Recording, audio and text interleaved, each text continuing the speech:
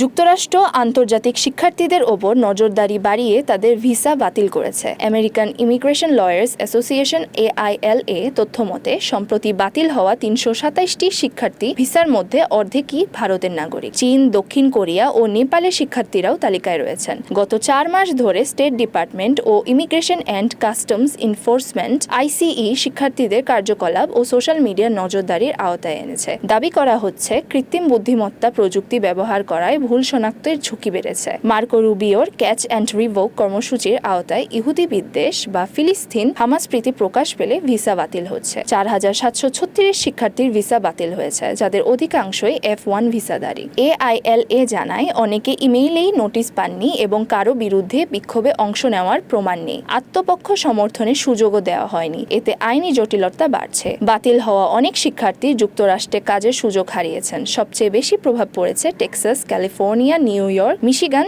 ও অ্যারিজোনায়। ভারতের পররাষ্ট্র মন্ত্রণালয় বলেছে বিষয়টি তারা খতিয়ে দেখছে এবং শিক্ষার্থীদের পাশে রয়েছে।